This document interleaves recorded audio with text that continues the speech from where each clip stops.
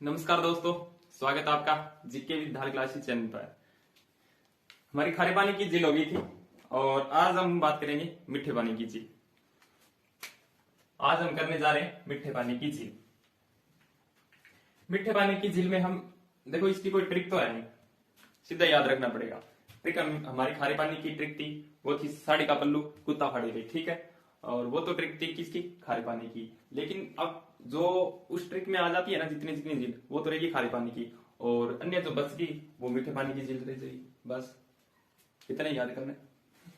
जैसे आज करते हैं थोड़ी सी मीठे पानी की झील में, विश्व में थोड़ी बात कर लेते हैं। विश्व की सबसे बड़ी मीठे पानी की झील कौन सी है? विश्व में या विश्व की सबसे बड़ी मीठे पानी की झील, तो विश्व में सबसे बड़ी जो मीठे पानी की झील है वो कौन सी रहती है? तो आप बता देना, लेक सुपीरियर झील। Lake superior, lake superior, lake superior झील है अमेरिका के अंदर। लेक सुपीरियर झील का है अमेरिका। विश्व की सबसे बड़ी मीठे पानी की झील है लेक सुपीरियर झील। हम बात करते हैं कि भारत की कौन सी है। तो भारत की सबसे बड़ी मीठे पानी की झील कौन सी है? सीधा पूछे ना, भारत की सबसे बड़ी मीठे पानी की झील कौन सी है, तो आप बता देना कौन सी? वुल्लर झील। वुल्लर झील, और वुल्लर झील है जम्मू कश्मीर में। वुल्लर झील जम्मू कश्मीर में भारत की सबसे बड़ी मीठे पानी की झील है, ठीक है। और राजस्थान की बात करें तो राजस्थान की सबसे बड़ी मीठे पानी की झील, तो राजस्थान की सबसे बड़ी मीठे पानी की झील है जयसमंद झील। जयसमंद झील, और जयसमंद झील है उदयपुर। ये तो थी बड़ी बड़ी, ठीक है, बड़ी बड़ी मीठे पानी की झील आ गई। अगर आपसे पूछे कि भारत की सबसे बड़ी मीठे पानी की झील कौन सी है, तो वुल्लर झील। और कृत्रिम मीठे पानी की झील पूछे ना, कृत्रिम, अगर आपसे पूछ ले कृत्रिम मीठे पानी की सबसे बड़ी झील, कृत्रिम मीठे पानी की सबसे बड़ी झील भारत के अंदर पूछे ना, तो आप बता देना गोविंद सागर झील। कौन सी? गोविंद सागर झील। गोविंद सागर झील, और गोविंद सागर झील है पंजाब के अंदर। कहां है? पंजाब के अंदर। ये भारत की सबसे बड़ी कृत्रिम मीठे पानी की झील है। अब स्टेप बाय स्टेप करते हैं राजस्थान की, ठीक है। ये थोड़ा बता लेना।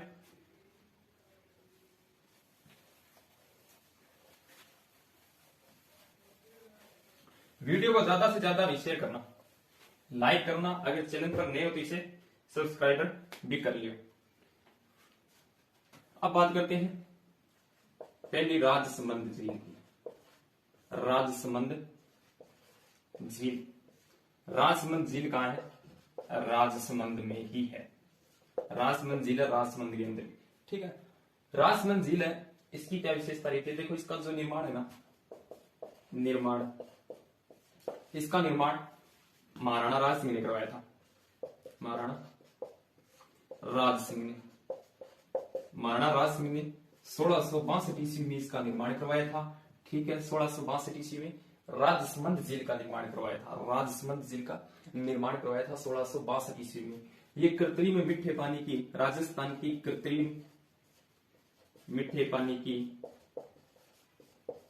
की दूसरी सबसे बड़ी झील, कृत्रिम मीठे पानी की दूसरी सबसे बड़ी झील है, वो कौन सी है? वो राजसमंद झील है। अगर आपसे पूछे कि मीठे पानी की झील बताओ, राजस्थान की सबसे बड़ी मीठे पानी की झील, तो आप बता देना जयसमंद झील। दूसरी सबसे बड़ी मीठे पानी की झील पूछे तो आप बता देना राजसमंद झील, जो कहा है राजसमंद के अंदर, जिसका निर्माण है राज सिंह ने करवाया था 1662 ईस्वी में। एकमात्र झील है राजस्थान की जिसके नाम पर क्या बना है? राजस्थान का जिला बना है। वो कौन सा जिला है? वो राजसमंद जिला है। एकमात्र झील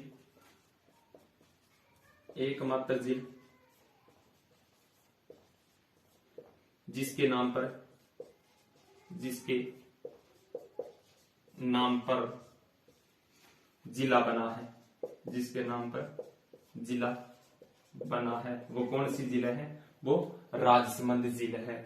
और इस झील का जो निर्माण है ना, वो गोमती नदी के जल को रोककर बनाया गया था, यानी गोमती नदी पर बांध बनाकर इस राजसमंद झील का निर्माण करवाया गया था। देखो, संबंध रखने वाली दो जिले, संबंध रखने वाली दो जिले कौन सी? एक तो जयसमंद है, एक राजसमंद है। यानी संबंध रखने वाली दो जिले, एक तो राजसमंद है, एक जयसमंद है। दोनों का जो निर्माण हुआ है ना, वो गोमती नदी के जल को रोककर निर्माण करवाया गया था। तो आप कह सकते हो कि इस राजसमंद झील का निर्माण जो है ना, वो गोमती नदी पर, इसका जो निर्माण हुआ है ना, यहां लिख देता हूं, गोमती नदी पर बांध बनाकर इस झील का निर्माण करवाया गया था। गोमती नदी पर बांध बनाकर इस झील का निर्माण करवाया गया था। झील का निर्माण करवाया गया था। ठीक है, अब इसमें धार्मिक स्थल देख लेते हैं कौन कौन से रहते हैं। ये धार्मिक स्थल की बात करूं तो यहाँ पर एक तो है द्वारकाधीश जी का मंदिर। द्वारकाधीश जी का मंदिर है, ठीक है, यानी वल्लभ संप्रदाय की पीठ रहती है यहाँ पर।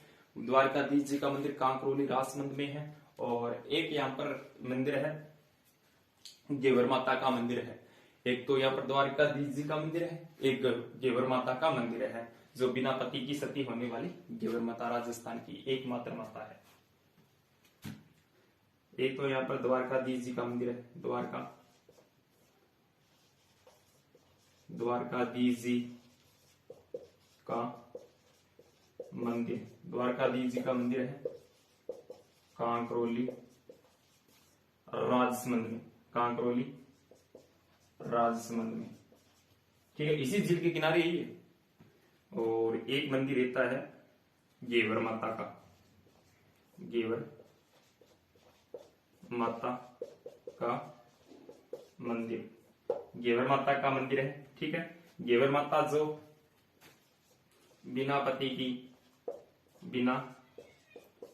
की सती होने वाली, बिना पति की सती होने वाली एकमात्र माता कह सकते हैं, या एकमात्र मंदिर कह सकते हैं, ठीक है। गेवर माता का मंदिर है, बिना पति की सती होने वाली एकमात्र जो माता है वो कौन सी? गेवर। क्या हुआ था कि इस झील का ना निर्माण नहीं हो रहा था, ठीक है। जब महाराणा राज सिंह इस झील का निर्माण करा रहे थे तो इसका निर्माण नहीं हो रहा था। तो फिर किसी ने इनको कहा कि आप ऐसे करो कि यहाँ पे एक ऐसी कन्या को सती कराओ, ठीक है, जिसके बाएं गाल पर क्या हो? काला तिलक हो, ठीक है। काला तिल मतलब काला तिल हो, बाएं गाल पर काला तिल हो, ऐसी कन्या को यहाँ पर सती कराओ। तो वो फिर राजस्थान में, पूरे राजस्थान में अनाउंसमेंट करवा देते हैं, ठीक है, सूचना पहुंचा देते हैं, कहीं उनको ऐसी कन्या नहीं मिलती जिसके बाएं गाल पर क्या हो? काला तिल हो। तो कहीं नहीं मिली, फिर कहीं कहाँ मिली? वो जो कन्या थी वो मिली थी मध्य प्रदेश में मिली थी। फिर इनको वहां बुलाया गया था, फिर वो उनको यहाँ सती करवाया गया था। तो फिर इस झील का निर्माण हुआ था, ठीक है। अकाल राहत कार्यों के तहत, अकाल राहत कार्यों के तहत इसका निर्माण हुआ। भी अकाल राहत कार्यों के तहत इस झील का निर्माण करवाया गया था। अकाल राहत कार्यों के तहत इस झील का निर्माण करवाया गया था, ठीक है। स्क्रीनशॉट ले लो। अब फिर आगे बात करते हैं।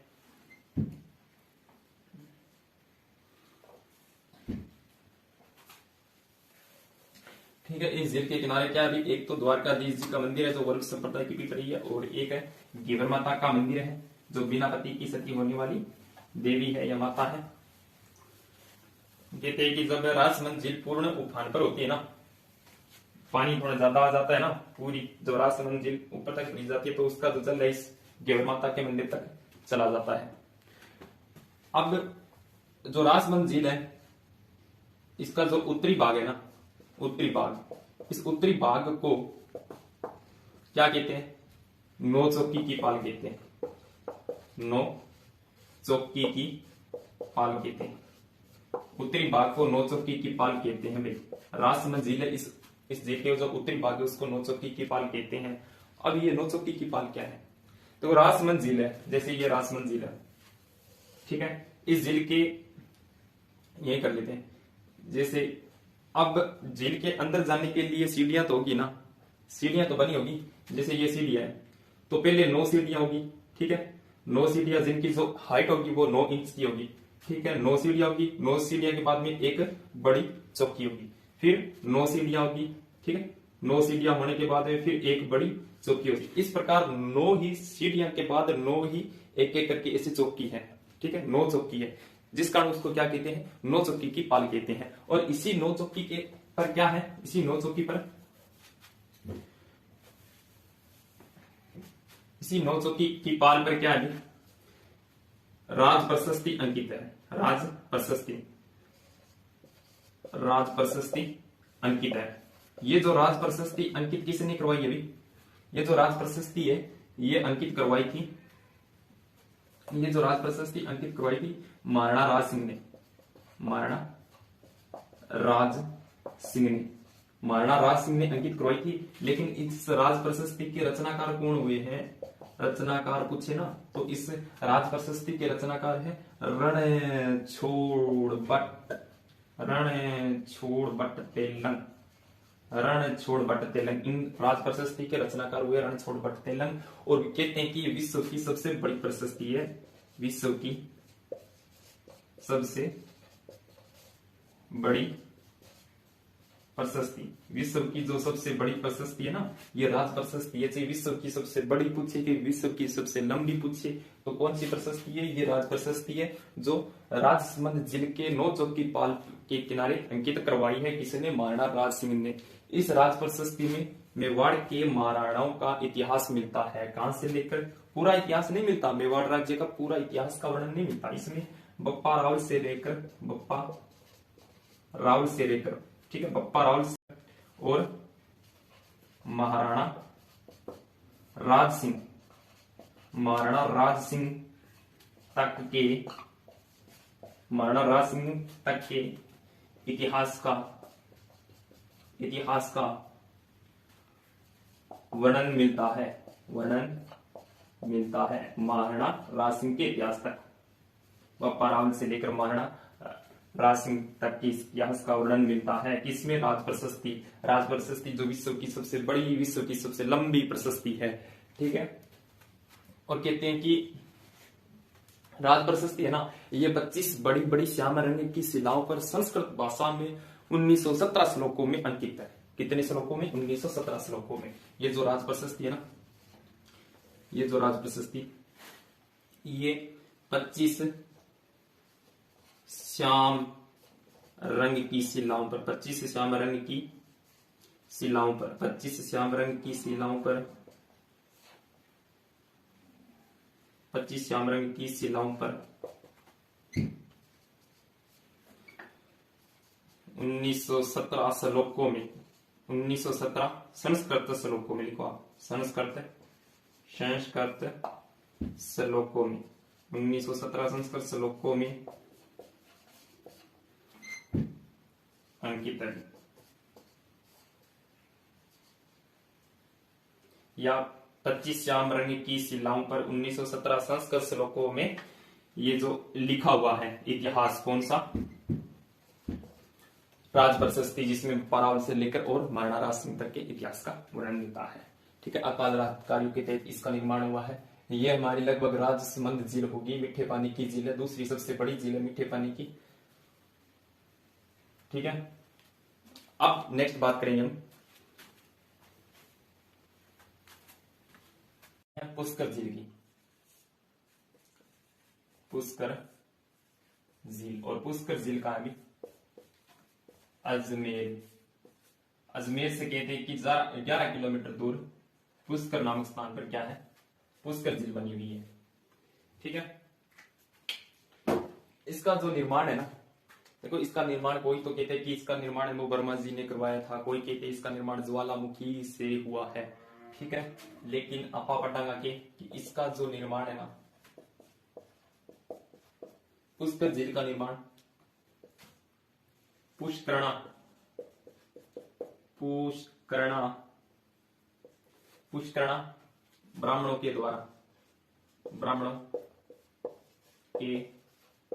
द्वारा खोदे जाने के कारण इस झील का नाम क्या पड़ा? पुष्कर पड़ा। ठीक है। और इसके जो उपनाम है, देखो उपनाम, पुष्कर झील के उपनाम में से क्वेश्चन आ जाता है कभी कभी।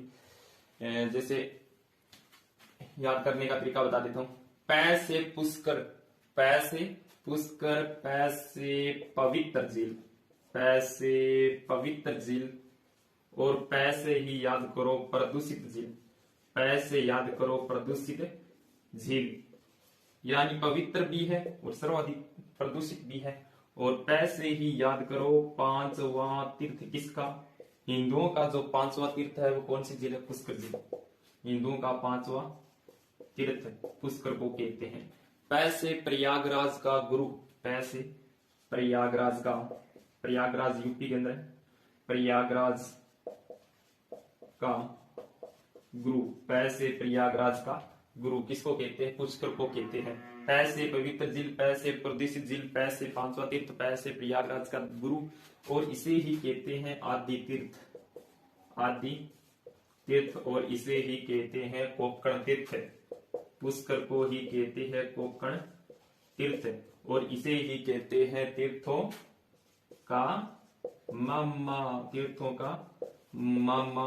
पिछले वीडियो में हमने बात की थी कि पुष्कर की जो नानी है वो देवयानी, ठीक है, देवयानी है जो सांबर में है। ठीक है। और पुष्कर का जो भांजा है वो मंचकुंड धौलपुर को कहते हैं, और पुष्कर का जो मामा है वो पुष्कर जी को कहते हैं।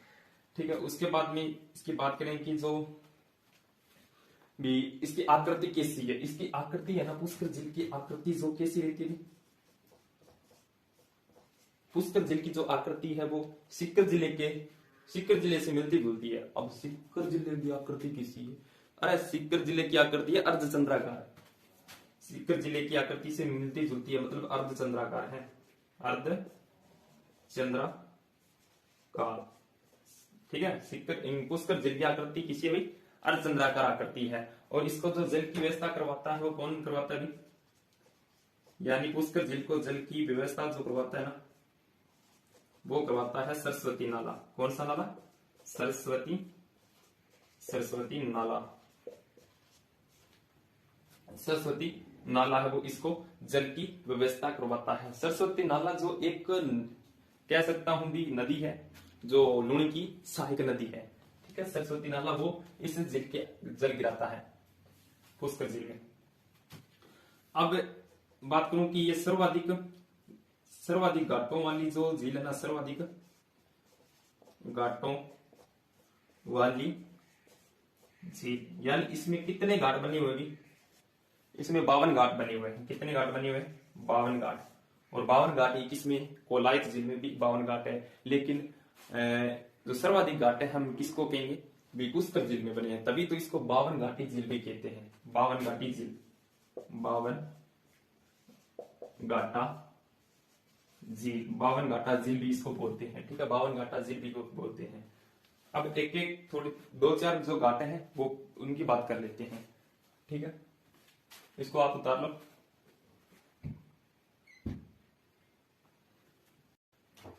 जैसे एक घाट है गौ घाट, गो या गौ घाट। ठीक है। गो या गौ घाट है कहते हैं कि ये जो घाट है ना, ये पुष्कर झील का सबसे पवित्र घाट माना जाता है। सबसे पवित्र घाट, सबसे जो पवित्र घाट है वो कौन सा? पुष्कर झील का ये गौ घाट है या गो घाट है। क्यों है? क्योंकि 1705 ईस्वी की बात है।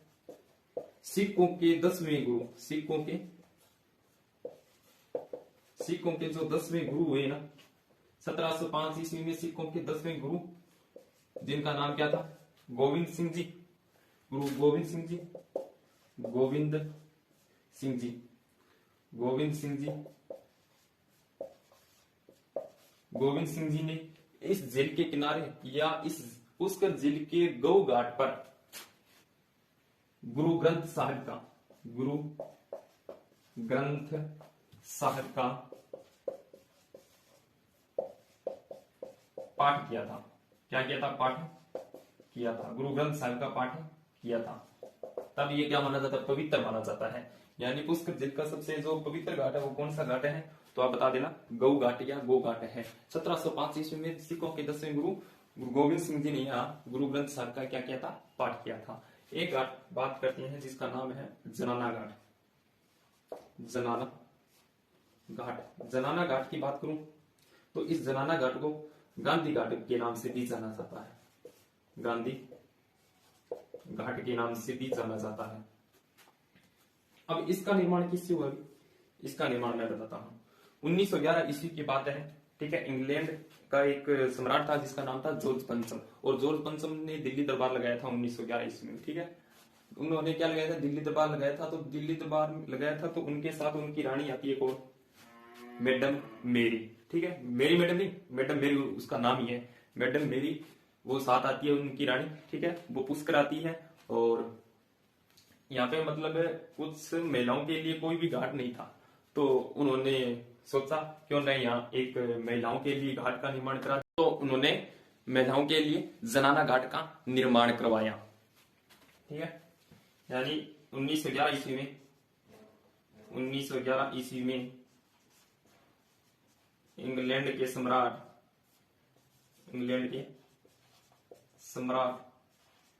जॉर्ज पंचम ने दिल्ली दरबार लगाया। उतार के रहना आप। और जॉर्ज पंचम की रानी कौन आई भी? क्या नाम मम्मी को? मैडम है मेरी होनी, मैडम है मेरी, उसका नाम था मेरी आई। और महिलाओं के लिए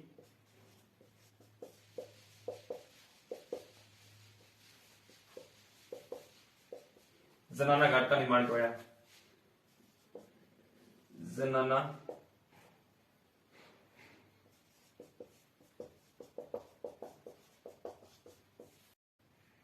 घाट का निर्माण करवाया, ठीक है। इसके अलावा यहाँ पर वराह घाट है। वराह घाट पर केके वर्मा जी का मंदिर बना हुआ है। एक यहाँ पर सीता घाट है, हनुमान घाट है। जो वराह घाट है ना, वराह घाट यहाँ लिख देता हूँ, वराह घाट है ना, इसका जो निर्माण है, कहते हैं कि इसका जो निर्माण किसने करवाया था? वराह घाट का निर्माण करवाया था नाहर राव परिहार ने निर्माण करवाया था, ठीक है। इसके अलावा यहाँ पर सीता घाट है, और यहाँ पर हनुमान घाट है। ये कुछ घाट बने हुए पुष्कर झील के किनारे। अब बात करते हैं, स्क्रीनशॉट ले लो इसका।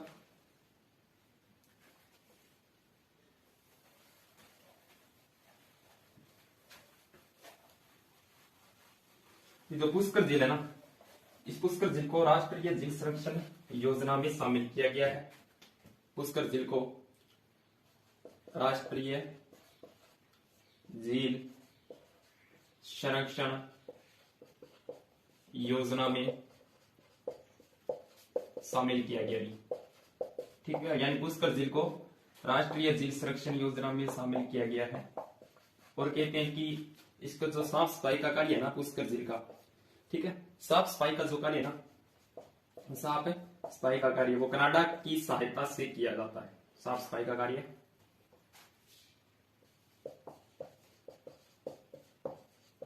कनाडा के सहयोग से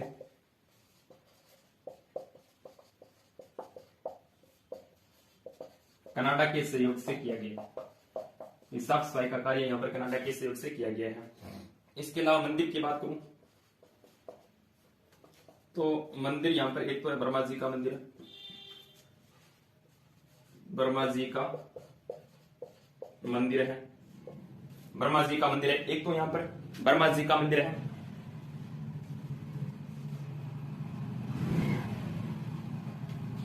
एक तो यहाँ पर ब्रह्मा जी का मंदिर बना हुआ है, और एक यहाँ पर सावित्री जी का मंदिर बना हुआ है, सावित्री जी का। और एक यहाँ पर गायत्री जी का मंदिर बना हुआ है, गायत्री जी का मंदिर वो बना हुआ है। ये जो सावित्री जी है ये ब्रह्मा जी की प्रथम पत्नी थी। कौन थी प्रथम पत्नी? ये जो प्रथम पत्नी थी कौन? सावित्री। ब्रह्मा जी की प्रथम पत्नी सावित्री। इनका भी मंदिर यहाँ बना हुआ है, ठीक है, पहाड़ी के पीछे, यहाँ ब्रह्मा जी के मंदिर के पीछे बना हुआ इनका मंदिर। क्या हुआ था कि ब्रह्मा जी जो थे ना वो धरती की भलाई करना चाहते थे, और उस भलाई के लिए करना चाहते थे, उनके लिए इसके लिए एक यज्ञ करना था, और वो यज्ञ पत्नी के बिना नहीं हो सकता था। वो यज्ञ पत्नी के बिना पूर्ण नहीं हो सकता था। अब ब्रह्मा जी को कोई स्थान नहीं मिल रहा था यज्ञ करने के लिए, ब्रह्मा जी को कोई स्थान नहीं मिल रहा था यज्ञ करने के लिए।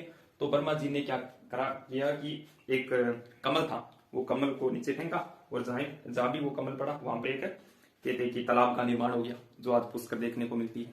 कोई ऐसे भी कहते हैं इसका पुष्कर का निर्माण इस तरह से हुआ है, ब्रह्मा जी ने करवाया है, और उस तालाब का निर्माण हो गया। तो ब्रह्मा जी को वहां स्थान मिल गया यह करने के लिए। अब ब्रह्मा जी आ गया धरती पर, और सारा देवी देवता भी आ गया, लेकिन सावित्री जी कौन है?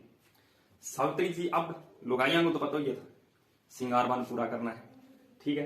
तो बा सावित्री को नहीं, इन्हें यज्ञ को भी मुहूर्त निकले जा रहे हो,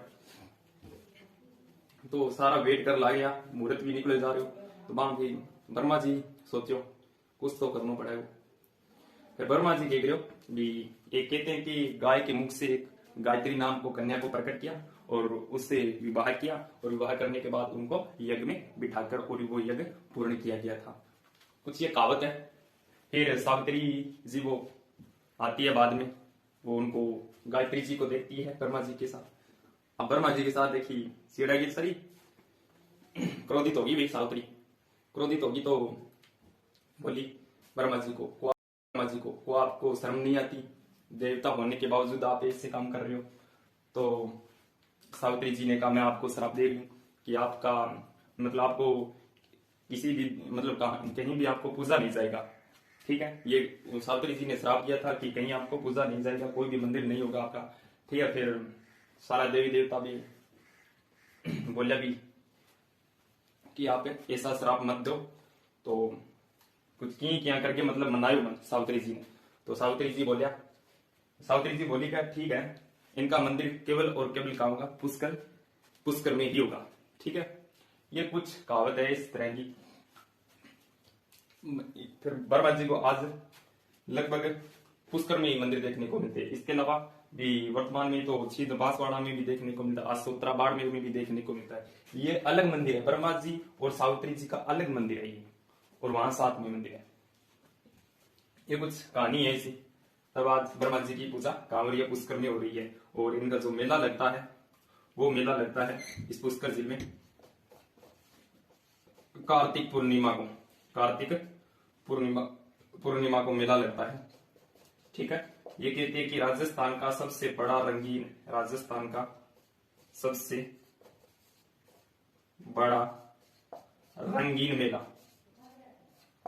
मेला भी, ठीक है। और यहाँ ऊंटों की बिक्री होती है इस मेले में, ऊंटों की बिक्री होती है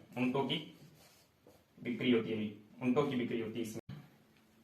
अगर आपसे पूछे ऊंट महोत्सव तो आप बता देना बीकानेर। ऊंट महोत्सव, तो ऊंट महोत्सव कहाँ का है? तो ऊंट महोत्सव बीकानेर का ऊंट महोत्सव बीकानेर का है, ठीक है। ब्रह्मा जी का मंदिर है, ठीक है। कार्तिक पुन्नी को मेला लगता है यहाँ पे। कार्तिक पुन्नी का वो ही कोलायत में मेला बढ़ता है, बीकानेर में कार्तिक पुन्नी को ही पुष्कर मेला बढ़ता है। हरमतिया हनुमान जी का मेला लगता है, बांसवाड़ा में वो कार्तिक पुन्नी को लगता है। नीला पानी का मेला है बांसवाड़ा में, वो भी कार्तिक पुन्नी को मेला लगता है, ठीक है। तो अब बात करते हैं नेक्स्ट आगे।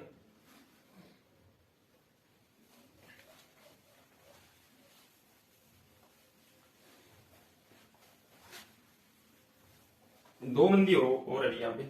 वैसे तो बहुत 500 लगभग यहाँ पर मंदिर है, लेकिन मेन मंदिर वो करा रहा हूँ। एक यहाँ पे रघुनाथ जी का मंदिर है, रघुनाथ जी का मंदिर है पुष्कर झील के किनारे, रघुनाथ जी का मंदिर है। एक यहाँ पे रमा बेकुंड, रमा बेकुंड मंदिर है, रमा बेकुंड मंदिर भी है इसी झील के किनारे।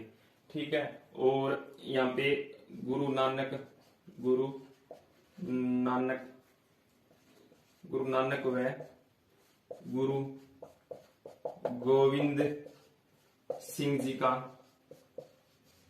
गुरुद्वारा भी है, गुरुद्वारा भी है। और हम कहते हैं कि जो कौरव और पांडव थे, कौरव और पांडव उनका जो मिलन स्थल है वो कौन सी झील है, वो भी पुष्कर झील है। कौरवों व पांडवों का अंतिम मिलन स्थल ये पुष्कर झील है भी। ठीक है, और मेनका ने जो विश्वामित्र की तपस्या को भंग किया था इसी झील के किनारे किया था। यानी विश्वामित्र की तपस्या को भंग किसने किया था? मेनका ने। किस झील के किनारे? पुष्कर झील के किनारे। मेनका ने विश्वामित्र की तपस्या को भंग किया इसी झील के किनारे। इसी झील के किनारे मेनका ने विश्वामित्र की तपस्या को भंग किया था। और जो भारत के इतिहास के जनक माने जाते हैं कौन? वेद व्यास जी, वेद व्यास। और वेद व्यास जी ने भारत के इतिहास के जनक कौन? वेद व्यास जी। वेद व्यास जी ने महाभारत की रचना, महाभारत की रचना किस झील के किनारे की थी? इसी पुष्कर झील के किनारे की थी, इसी झील के किनारे की। और वेद व्यास जी ने वेदों का जो संकलन किया था वो भी इसी झील के किनारे किया था। ठीक है, यानी यहाँ पर क्या ब्रह्मा जी का मंदिर है और सावित्री जी का मंदिर है जो ब्रह्मा जी की पहली पत्नी थी, और गायत्री जी का मंदिर है जो ब्रह्मा जी की दूसरी पत्नी थी, और रमा बेकुंड मंदिर है, और रघुनाथ जी का मंदिर है, गुरु नानक व गुरु गोविंद सिंह जी का गुरुद्वारा है। कौरवों और पांडवों का जो अंतिम मिलन स्थल है वो भी कौन सा? पुष्कर झील है। और यहाँ पर मेनका ने जो विश्वामित्र की तपस्या को भंग किया था, और वेद व्यास जी ने जो महाभारत की रचना की थी वो कहते हैं कि इसी पुष्कर झील के किनारे की थी। मेन बात होगी लगभग पुष्कर झील की। ठीक है, और कहते हैं कि जो राजस्थान का सबसे बड़ा मेला है वो भी कौन सा मेला है? पुष्कर का मेला, जो कार्तिक पूर्णिमा को लगता है। ऊंटों की बिक्री होती है। विश्व का या राजस्थान का सबसे बड़ा रंगीन मेला कह सकते हैं, ये कार्तिक पूर्णिमा को मेला लगता है। ठीक है, रघुनाथ जी का मंदिर, अम्बा बेकुंड मंदिर है, ये मैंने बता दिया। ठीक है, इसके अलावा और पुष्कर झील के किनारे। ठीक है, ये हमारी आज जो दो झील होगी, एक तो राजमंद झील है, एक पुष्कर झील है। आज के लिए इतना ही, और आगे जो बच गई झील वो नेक्स्ट वीडियो में बात करेंगे। ठीक है, थैंक यू।